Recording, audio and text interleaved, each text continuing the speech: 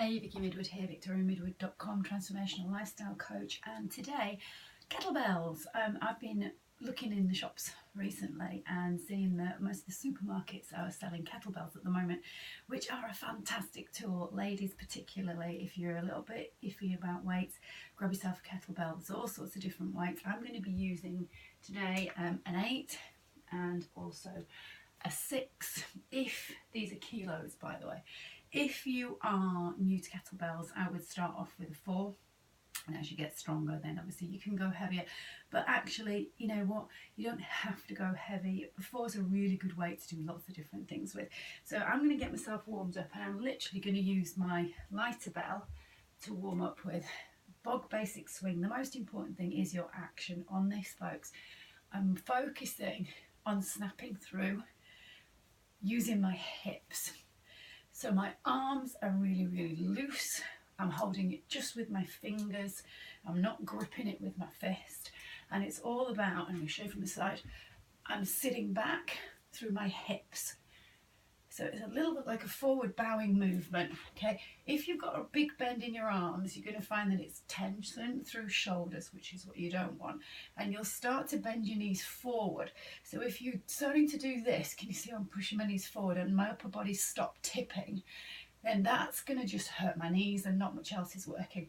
So I'm focusing on pushing my butt back. My knees will automatically hinge. And I'm not trying to lift the bell.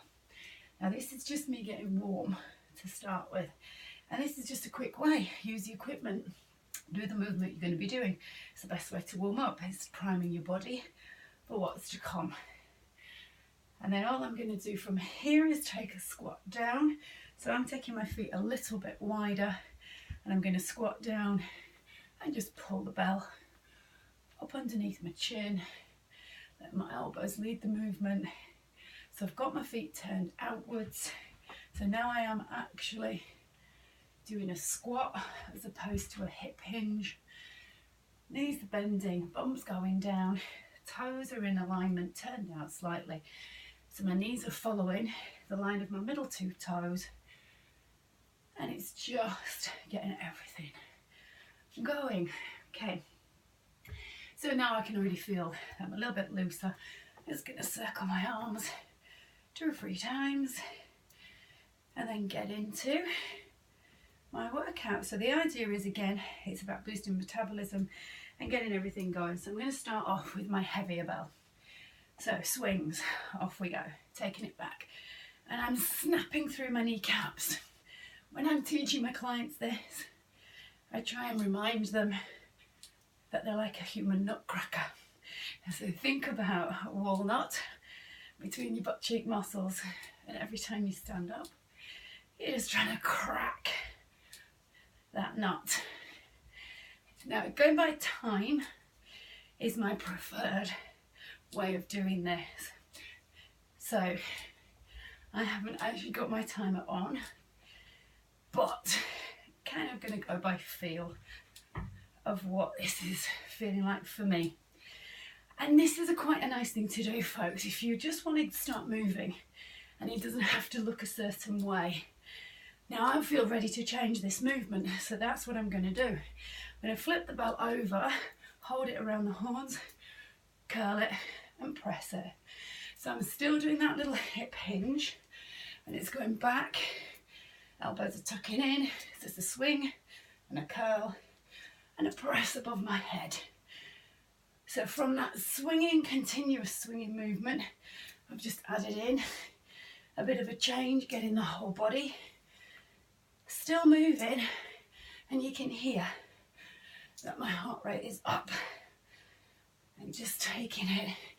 Notice I'm still doing that hip hinge, I'm not trying to squat, and my arms are really relaxed. So as it swings through, it feels just a natural movement. It's not forced in any way. So now I'm going to hold it above my head, and if you've been following some of the workouts with me, you'll notice that I like to kind of flow from one movement to the next. So I've stopped it above my head, and that leads me nicely now into a tricep extension. Now I'm going to add in a little calf raise. I'm just going to lift up onto my toes as I lift the bell above my head, and you can see my biceps kind of touching my ears, and I'm fully extending through that elbow, and the bell is dropping right down. When I see people doing this and it drops just to the back of the head, let it drop right down between your shoulder blades.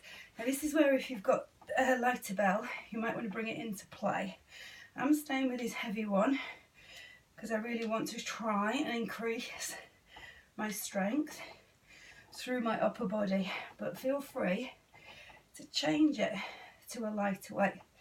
And then I'm going to bring it around and bring it back down, and then go for a single arm swing. Now you can let your arms swing with the bell, the one that's not holding on, and this is quite nice because it keeps you in alignment. Or you can just take that arm out to the side and keep it still, and it acts as your anchor. There really is no right way. Go with the way that feels best for you.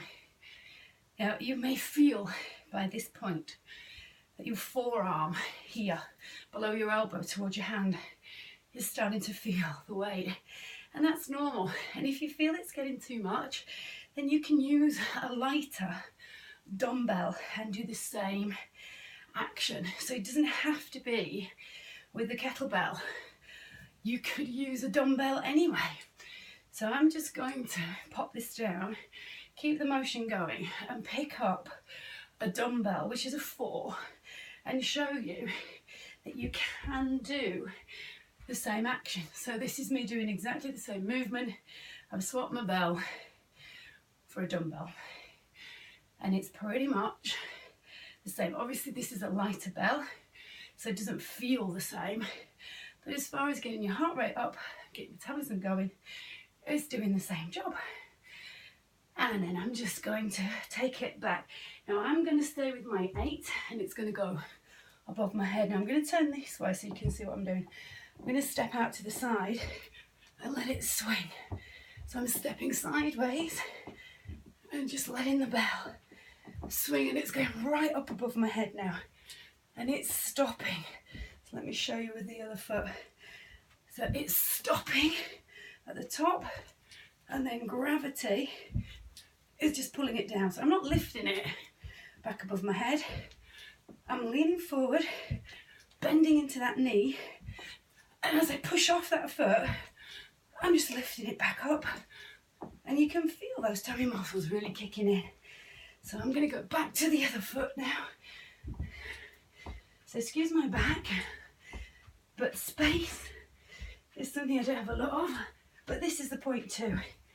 Even if you haven't got a massive amount of space, you can still work.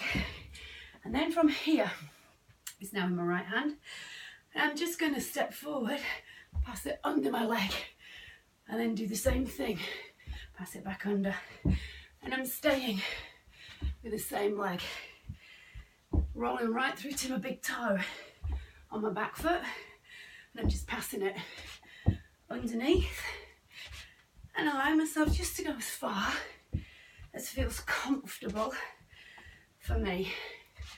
Now when I'm doing one leg, you can go for half the time you would if you wanted to. You could go for a full minute on each leg. It's quite challenging, but I'm not, so I'm going to swap now and take it under and back under, and you can hear that my heart rate is definitely going up. My whole body's feeling warm. In fact, I'm getting quite sweaty now, and this is what I want, and I don't need to do it for ages and ages. So this is my last move for my standing kettlebell work, and literally I give myself a little rest, not long, 30 seconds, to have a drink of water, and then start again. So step my feet out wide, and off I would go, back with my swings. So hit the pause button or hit the stop button, go and get a drink, and then press play again, start again at the beginning. 1 round, 2 rounds, however much you've got time for. If you're enjoying it, maybe do 4 or 5. Enjoy, have fun with your bell.